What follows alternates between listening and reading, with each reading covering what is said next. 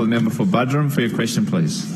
Thank you very much, Mr Speaker. My question without notice is to the Premier and Minister for the Arts.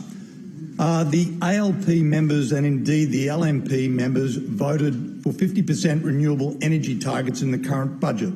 Will the Premier confirm if the current government or re-elected Labor state government will undertake the construction of a coal-fired power station in Queensland? Thank you, members. Thank you. Thank you. Thank you. Thank you very much, Mr Speaker. And the answer is no. We will definitely not be building a new coal-fired power station in Queensland because it's not needed. And secondly, if it was needed, the market would have determined that many, many years ago, Mr Speaker. But, Mr Speaker, since you've asked that question, let me also talk about our renewable energy target of 50% by 2030, Mr Speaker. Mr Speaker, I was just in Townsville recently with the Solar Council, Mr Speaker, where $5 billion worth of investment in renewables is on the books in Queensland, Mr Speaker, for more than 3,000 jobs, Mr Speaker.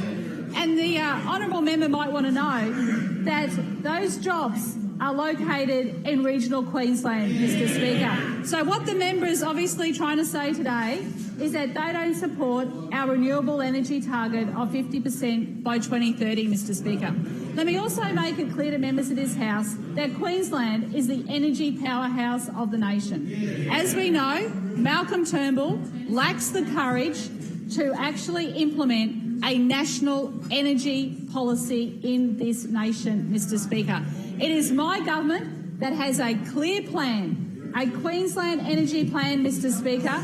The Treasurer yesterday just brought on more capacity for next summer by recommissioning Swanbank E, Mr Speaker. That was mothballed under the former government, of which the honourable member was a minister, a cabinet minister that sat around the table and decided to mothball Swanbank E, Mr Speaker.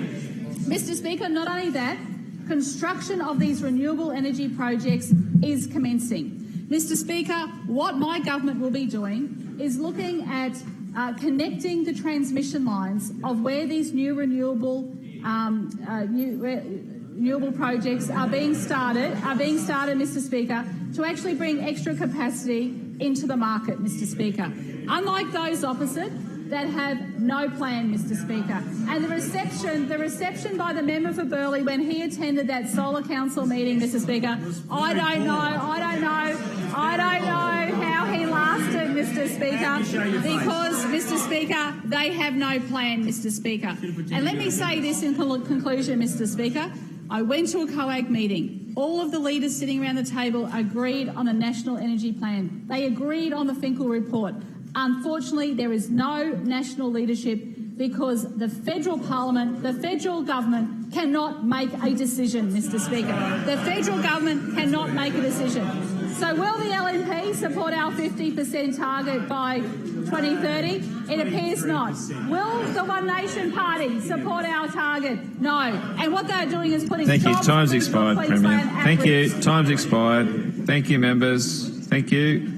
Thank you. I now call the member for Bundaberg.